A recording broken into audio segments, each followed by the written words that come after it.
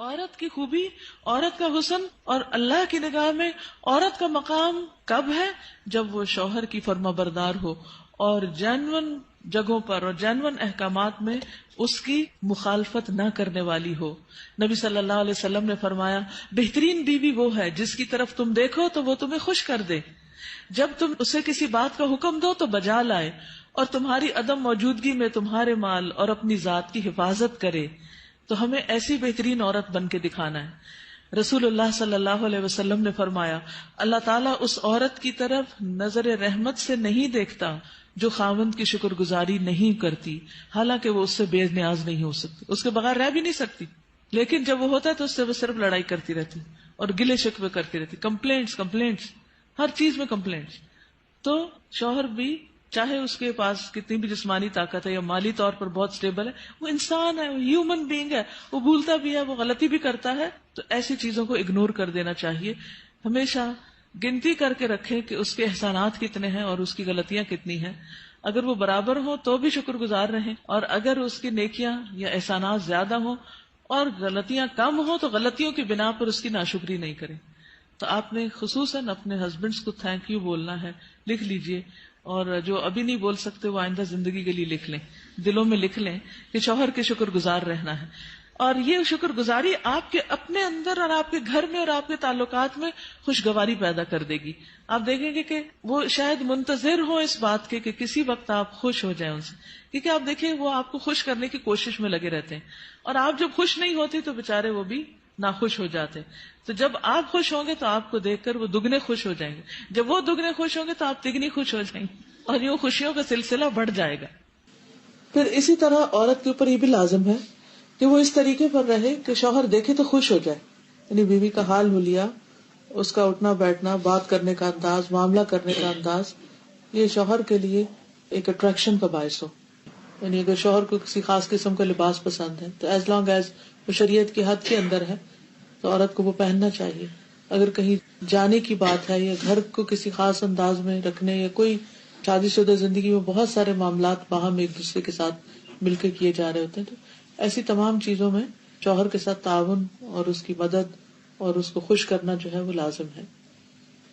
یعنی اپنی شرم و حیا کی بھی حفاظت کرے، اور گھر اور جو بھی اس کے کسٹڈی میں شوہر کا مال یا راز یا کوئی بھی چیز ہے ان سب کی بھی حفاظت کرنے والی ہو۔ مال کی، گھر کی حفاظت، پیسے ضائع نہ کرے۔ یہ نہیں کہ شوہر کے گھر، شوہر کے مال اور شوہر کی تنخواہ اور شوہر کی پراپرٹی میں سے چھپ چھپا کے میکے والوں کو مت بھیجتی رہے۔ بہت سے فساد اس وجہ سے ہوتے ہیں کہ سسرال کو دینے کے لیے تو نمبر 2 مال ہوتا ہے، اور میکے کو بھجوانے کے لیے پسندیدہ چیز۔ قدرتی بات ہے کہ انسان کی جو اٹیچمنٹ ہوتی ہے وہ ماں باپ سے بہت زیادہ ہوتی ہے، ایک ایسی خیرخواہی ہوتی ہے جس میں دنیا کی کوئی دوسری چیز شریک ہی نہیں ہو سکتی۔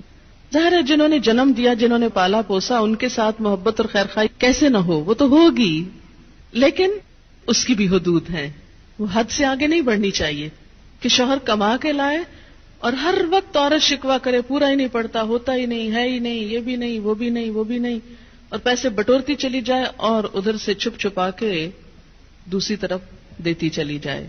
نہیں، حتیٰ کہ فی سبیل اللہ بھی اگر عورت کو دینا ہے تو شوہر کی رضامندی ضروری ہے، یعنی شوہر کا مشورہ بھی ہونا چاہیے اس میں۔ پھر اسی طرح یہ ہے کہ بولنے میں اچھی ہو۔ رسول اللہ صلی اللہ علیہ وسلم نے فرمایا کنواری عورتوں سے نکاح کرو کہ وہ شیریں گفتار ہوتی، یعنی کہ ان کے بولنے میں مٹھاس ہوتی اور تھوڑی چیز پر جلد خوش ہو جاتی، یعنی شکر گزار ہوتی، کیونکہ زیادہ دنیا نہیں دیکھی ہوتی اور مطالبے بھی کم ہوتے۔ اس لیے خصوصی طور پر بیوی کی حیثیت سے جو خوبی بیان کی گئی وہ یہ کہ شوہر کے ساتھ بات کرنے میں بھی اچھی ہو اور بہت زیادہ مطالبے کرنے والی نہ ہو، اور نہ ہی اپنے شوہر کی اجازت کے بغیر کسی مرد کو گھر میں آنے کی اجازت دے، کیونکہ اس سے بھی شکوک و شبہات پیدا ہوتے ہیں۔ پھر اسی طرح شوہر کے مال میں سے اس کی مرضی کے بغیر تحفہ یا صدقہ نہ کرے، کیونکہ کمانے والا مرد ہے، یا تو عورت کا اپنا ذاتی مال، یعنی اگر پیرنٹ سے ملا ہے یا انہیرٹ کیا ہے یا وہ خود کماتی ہے تو اس میں تو اپنی مرضی سے جو بھی وہ کرنا چاہے، لیکن اگر شوہر کی طرف سے کچھ ملا ہوا ہے تو اس میں اس سے مشورہ کرنا اور اس کی اجازت لینا ضروری ہے، کیونکہ اصل مالک بہرحال شوہر ہے. اور بہت دفعہ گھروں میں جھگڑے اس وجہ سے پڑ جاتے ہیں کیونکہ ہسبینڈ جو ہے وہ بیوی کو اجازت نہیں دیتا، اور بیوی اپنی مرضی سے اپنے میکے کو یا کسی اور کو کچھ دینا چاہتی ہے، اور ان معاملات میں اختلاف بعض اوقات گھر کی بنیادیں ڈھیلی کر دیتا ہے. عورت کے اوپر یہ بھی ذمہ داری عائد ہوتی ہے کہ وہ اپنے شوہر کی اطاعت کے ساتھ ساتھ اس کی خدمت بھی کرے. جس طرح شوہر گھر سے باہر سب کچھ کمانے کا ذمہ دار ہے، تو اسی طرح عورت گھر میں آرام اور سکون فراہم کرنے کی بھی ذمہ دار ہے. پھر اسی طرح یہ ہے کہ شوہر کی اجازت کے بغیر نامحرموں سے گفتگو سے بھی بچنا چاہیے. حضرت علی بن ابی طالب سے روایت ہے کہ رسول اللہ صلی اللہ علیہ وسلم نے خاوند کی اجازت کے بغیر عورتوں سے ان کے گھروں میں گفتگو سے منع کیا ہے. اگر شوہر کو یہ بات پسند نہیں کہ عورت کسی مرد سے بات کرے تو عورت کو نہیں کرنی چاہیے، کہ بعض اوقات انہی چیزوں سے پھر جھگڑے پیدا ہو جاتے. پھر اسی طرح یہ ہے کہ مشکل حالات میں شوہر کا ساتھ دے. پھر اسی طرح بد اخلاقی اور بد زبانی سے دور رہے. اب یہ جو بد زبانی ہے یہ عام طور پر بہت سے کام خراب کرتی ہے. انسان کی زبان ہی ہوتی ہے جو اس کو عزت دیتی ہے، اور زبان ہی ہوتی ہے جو اس کو ذلیل کر دیتی ہے. اگر ایک زبان انسان کنٹرول کر لے تو اللہ تعالیٰ اور بندوں دونوں کے سامنے انسان سرخرو ہو جاتا ہے. اس لیے انسان سوچ سمجھ کر بات کرے. پھر اسی طرح یہ ہے کہ بد دعائیں نہیں دینی چاہیے، نہ اپنے آپ کو، نہ بچوں کو، نہ شوہر کو، اور نہ کسی اور کو. کیونکہ اگر کوئی دوسرا بد دعا کا مستحق نہ ہوا تو وہ بد دعا واپس پلٹے گی، جس نے دی ہے اسی کو آ کے لگے گی. رسول اللہ صلی اللہ علیہ وسلم نے فرمایا بد دعا نہ دیا کرو، نہ اپنے اوپر، نہ اپنی اولاد پر، نہ خادموں پر، نہ مالوں پر. کہیں ایسا نہ ہو کہ وہ قبولیت کی گھڑی ہو کہ جس میں اللہ تعالیٰ سے مانگا جائے تو وہ دعا قبول ہو جائے اور پھر انسان خود ہی پچھتائے. لیکن ریلیشن شپ کے اندر کچھ چیزیں ایسی ہیں جن کا خیال رکھنا بہت ضروری ہے، اور ان چیزوں کو ضرور ذہن میں رکھنا چاہیے جو تعلقات کی خرابی کا باعث بنتے ہیں. ٹھیک ہے، کچھ چیزیں تو وقتی طور پہ انسان کی طبیعت مزاج کا حصہ ہوتی ہیں، کچھ بچپن کی دو مختلف گھرانوں سے اٹھان ہوتی ہے، اور پھر مرد اور عورت کا جو بایولوجیکل ڈفرینس ہے وہ بھی بیچ میں بہت اہم رول ادا کرتا ہے. لیکن ان سب چیزوں کے ساتھ ساتھ کچھ فیکٹرز کو سامنے رکھنا چاہیے. اس میں جو چیز عموماً خرابی کا باعث بنتی ہے وہ بدگمانی ہے.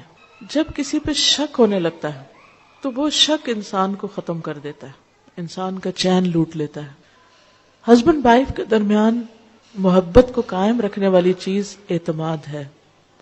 جب تک ایک دوسرے پر اعتماد اچھا ہوتا ہے تو خواہ ایک دوسرے سے دور بھی ہوں تو کچھ مشکل نہیں ہوتی، دونوں اپنی اپنی جگہ سیٹسفائیڈ ہوتے.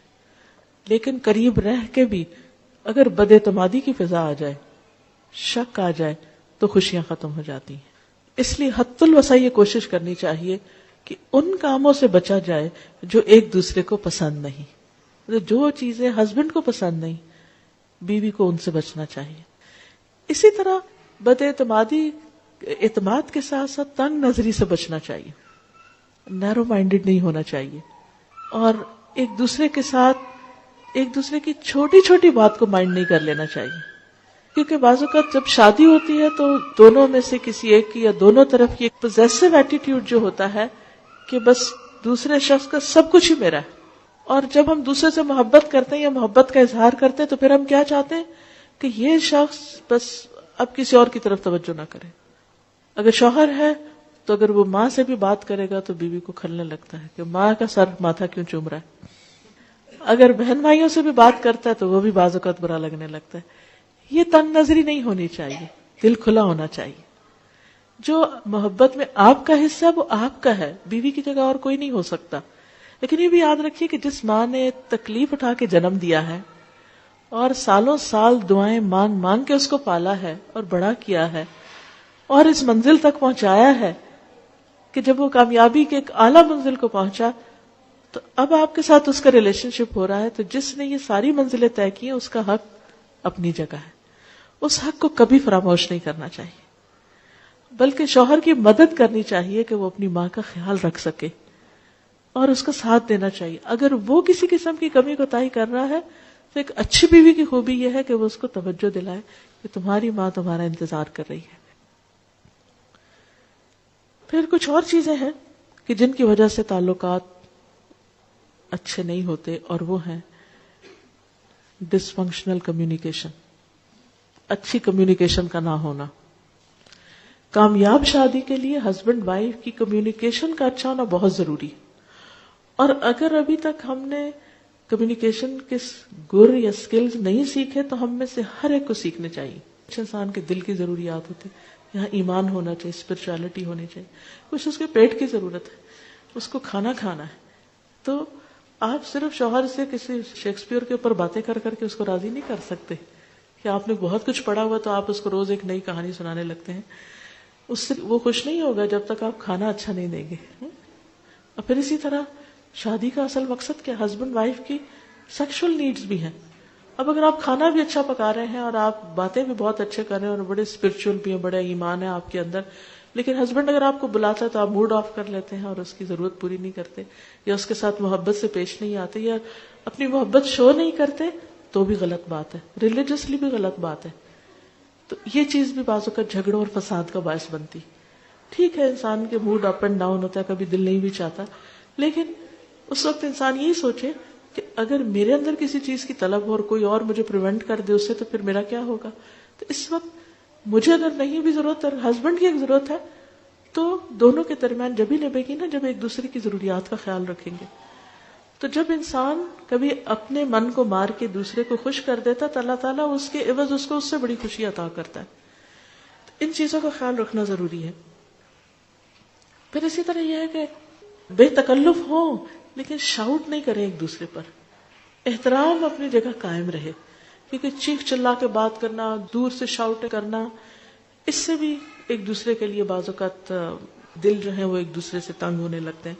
پھر ایکیوزنگ بیہیویئر نہ ہو کہ ہر چیز میں آپ تو ہم کو ٹائم ہی نہیں دیتے اور آپ تو بہت ہی مصروف رہتے ہیں اور آپ تو ایسا ہے اور ویسا ہے. جب آپ ایکیوزنگ ٹون میں ہر وقت بات کرتے ہیں تو دوسرا بیزار ہونے لگتا ہے. اچھا میں نے اتنی دفعہ فون کیا، آپ نے اٹھایا ہی نہیں، اور میں نے یہ چیز لانے کو کہی اور آپ لائے نہیں، اور آپ کو تو کبھی یاد ہی نہیں رہتا، اور آپ کے لیے تو بچے کوئی اہمیت ہی نہیں رکھتے، اور آپ کے لیے تو گھر کچھ ہے ہی نہیں، وغیرہ وغیرہ. اس طرح کی جو ایکیوز کرنے والی باتیں ہیں، اعتراض کی اور ہر وقت کمپلینٹس، ٹھیک ہے ان کا بھی زندگی میں ایک پارٹ ہوتا ہے، ہونی چاہیے کبھی، میں نہیں کہتی کہ وہ نہیں ہونی چاہیے، لیکن بس تھوڑا حصہ. اگر آپ ایک گراف بنائیں نا تو اس میں اس کا ایک چھوٹا حصہ ہونا چاہیے اور دوسرے کو انڈرسٹینڈ کرنے کا ایک بڑا حصہ ہونا چاہیے. کیونکہ اس سے جب صرف ایک دوسرے کو بلیم کرنے والا ایٹیٹیوڈ ہوتا ہے تو ایک دوسرے سے بیزاری پیدا ہو جاتی ہے. پھر اسی طرح یہ ہے کہ زبان درازی، گالی گلوچ، بدتمیزی، بد اخلاقی، یہ دلوں کو اس طرح پھاڑ دیتے ہیں کہ پھر جوڑنے مشکل ہو جاتے ہیں. اور پھر انسان ایک دفعہ یہ کر لیتا ہے لیکن اس کے بعد اتنا اس کا جیسے ہڈی ایک ٹوٹ جاتی ہے نا تو پھر اس کے درست ہونے میں بڑا ٹائم لگتا ہے. ایسے جب دلوں کو توڑ دیتے ہیں نا ہم تھوڑا سا غصہ ظاہر کر کے تو پھر ان کو درست ہونے میں ایک ٹائم لگتا ہے. اور پھر ہم بعض اوقات 1 منٹ میں توڑتے ہیں، اگلے منٹ میں کہتے ہیں سوری، اور اگلے منٹ میں چاہتے ہیں اب دوسرا شخص بالکل ٹھیک ہو جائے. نہیں، اس کو ٹائم دیں اب حتیٰ کہ وہ اس کی مرہم پٹی ہو چکی ہے. پھر اسی طرح یہ ہے کہ باہر سے اکسانے والے بھی بعض اوقات تعلقات کو خراب کر دیتے ہیں. ہسبینڈ وائف کے درمیان اچھے بھلے تعلقات ہوتے ہیں لیکن کوئی رشتہ دار، کوئی دوست، کوئی ادھر ادھر کے لوگ وہ آ کے ایسی ایسی باتیں کرتے ہیں کہ جس کی وجہ سے ایک محبت بھرا رشتہ جو ہے اس کے اندر رکھنے پڑنے لگتے ہیں. اس بارے میں نبی صلی اللہ علیہ وسلم نے بہت سختی سے فرمایا کہ جس نے شوہر کے خلاف اس کی بیوی کو بدظن کیا، یعنی شوہر کے خلاف اس کی بیوی کے دل میں کوئی ایسی چیز ڈال دی، وہ ہم میں سے نہیں. پھر بات یہ ہو رہی تھی کہ دوسروں کی انٹرفیئرنس ہسبینڈ وائف کے بیچ میں، یہ صرف لڑکی کی ساس کی طرف سے نہیں ہوتی، بعض اوقات لڑکے کی ساس کی طرف سے بھی ہوتی. ہم مائیں بعض اوقات بیٹیوں کا پیچھا کیے رکھتی ہیں اور چھوٹی چھوٹی بات میں ہم انٹرفیئر کرتے ہیں. اچھا کیا کھایا تھا، کیا بنایا تھا، کہاں گئے تھے، یہ ملا کہ نہیں ملا، ایسا ہو گیا یا نہیں ہوا. ان باتوں کی وجہ سے بعض اوقات بہت گڑبڑ ہو جاتی ہے. بچوں کو ایک فریڈم دینی چاہیے کہ آپس میں ایک دوسرے کے ساتھ انڈرسٹینڈنگ کریں، کیونکہ ہم محبت کر رہے ہوتے ہیں لیکن الٹا دشمنی کر رہے ہوتے ہیں. ایک اور حدیث میں آتا ہے عورت شوہر کے معاملے میں کسی دوسرے کی بات نہ مانے، کسی دوسرے کی، حتیٰ کہ پیرنٹس کی بھی. آپ کو پتا ہے کہ والدین کی اطاعت فرض ہے. اللہ تعالیٰ نے قرآن پاک میں کیا کہا؟ اللہ کی عبادت کرو اور ماں باپ کی بات مانو. لیکن جب ایک عورت کی شادی ہو جاتی ہے تو اب اس کے لیے اس کا اصل گھر کون سا ہے؟ شوہر کا گھر ہے. اور اب اس کے لیے والدین کی اطاعت سیکنڈری ہے، شوہر کی اطاعت نمبر 1 ہو گئی ہے. پہلے والدین اس کی کفالت کر رہے تھے، اب شوہر اس کی کفالت کر رہا ہے. اب ایک نیا گھر بن رہا ہے. اس کے ڈسپلن میں کیا ہے کہ بیوی شوہر کی بات مانے، نہ کہ میکے کی ڈکٹیشن لیتی رہے روز ٹیلی فون پر. ایک دفعہ عورت ہو کے آتی ہے میکے سے تو موڈ بدلا ہوا ہوتا ہے. تو ایسی صورت میں اصل حکم کیا ہے کہ شوہر زیادہ اہم ہے. اب اس کی بات مانی. اور یہ کیوں اتنا سخت ڈسپلن رکھا گیا؟ کیونکہ جب تک ایک عورت کی وفاداری اس کے اپنے گھر سے نہیں ہوگی، گھر نہیں بنے گا. وہ بات میں ادھر بھاگی جا رہی ہے، یہ گھر خراب ہو رہا ہے. اب اس کی اہمیت، اس کی زیادہ اہم ڈیوٹی کیا ہے کہ اب وہ نئے گھر کی تعمیر کرے. اس لیے کہ شوہر نے مہر بھی دیا ہے، گھر دیا ہے، سب ضروریات پوری کر رہا ہے. اب آئندہ اللہ تعالیٰ نے ایک نئی نسل لانی ہے، ان کی تربیت ہے، ان کا کام ہے، اتنی ذمہ داریاں آنے والی ہیں. اب چھوڑو دھیان پیچھے کا، اب آگے کا